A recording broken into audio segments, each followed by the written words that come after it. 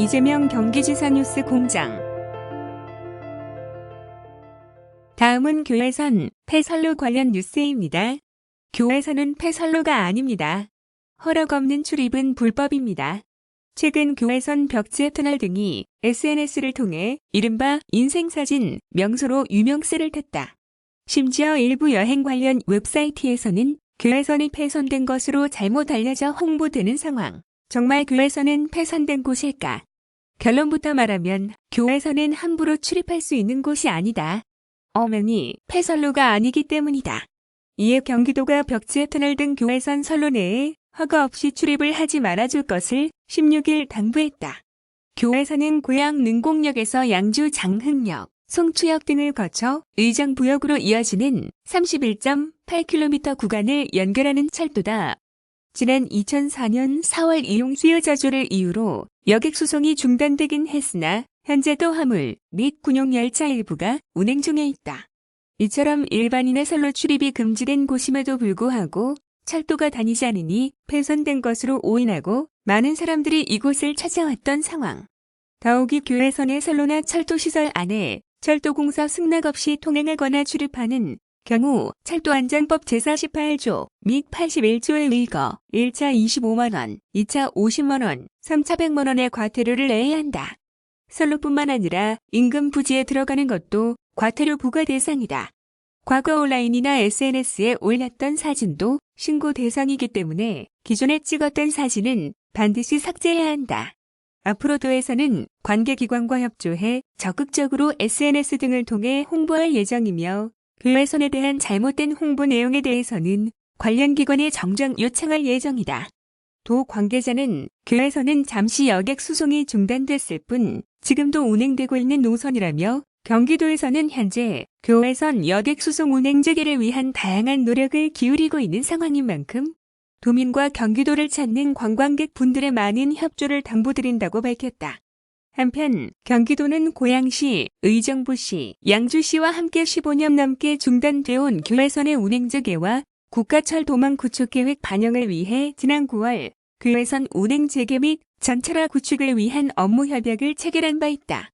도는 교회선의 조속한 운행 재개를 위해 국토부에 공동 건의 문을 제출했으며 교회선 운행 재개 및 복선 전철화의 제4차 국가철 도망 구축 계획의 반영을 위한 용역을 고양시, 의정부시, 양주시와 추진 중이다.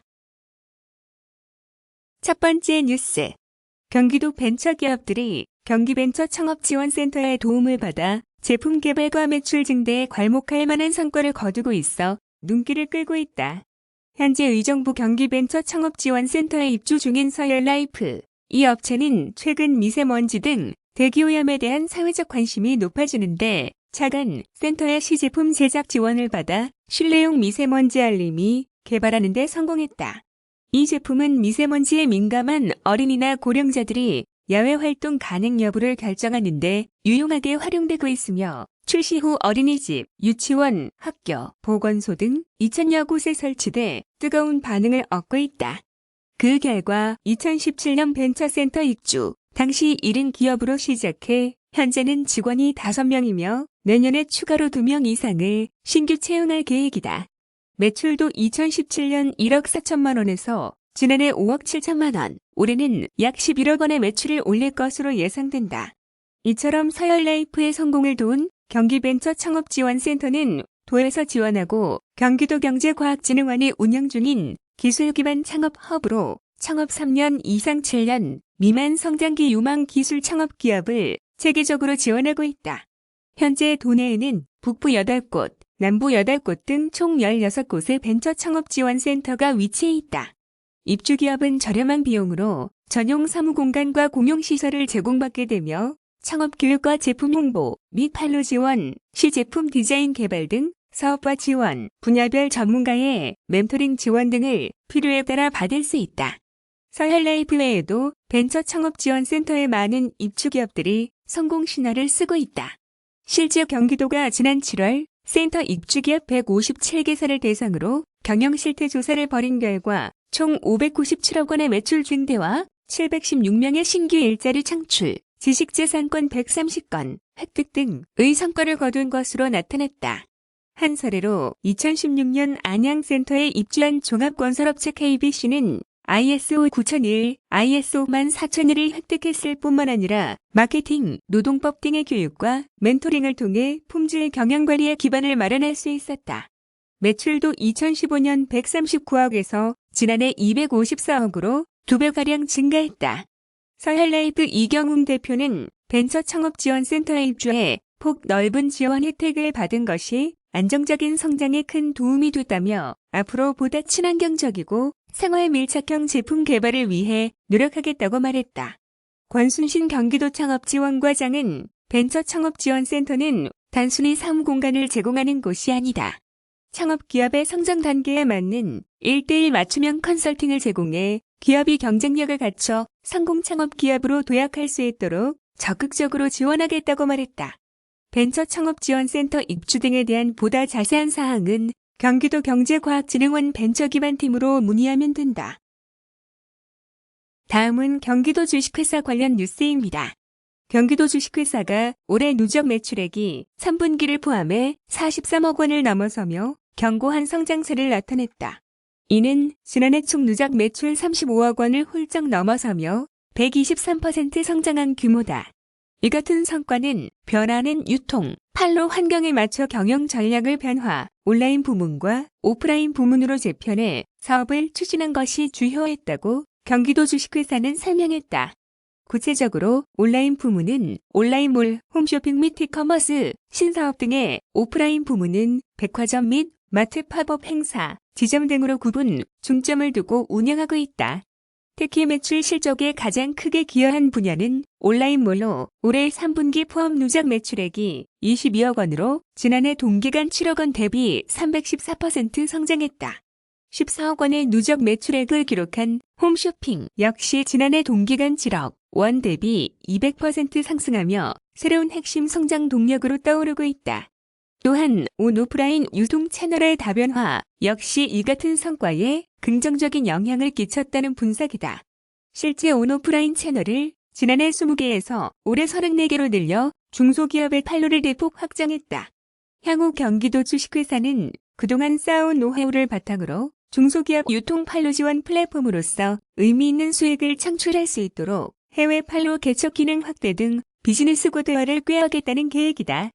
경기도 주식회사 이석훈 대표는 경기도 주식회사는 온 오프라인 채널 다양화 등의 돌파구로 성장세를 이어가고 있다며 더불어 지난 9월 개소한 베트남 하노이 현지 사무소를 통한 메콩강 경제권 진출을 추진하고 있어 내년 해외 매출 신장까지 기대하고 있다고 말했다. 경기도 주식회사는 도내 중소기업의 판로 지원, 유통, 디자인, 홍보를 위해 설립된 공공산하기관 단체다. 다음은 경기도 민주시민교육 관련 뉴스입니다. 경기도가 건전한 사회 공동체의 가치와 민주시민으로서의 자질과 역량을 함양하기 위해 운영 중인 민주시민교육 사업이 민선 7기 들어 괄목할 만한 성과를 거두고 있다.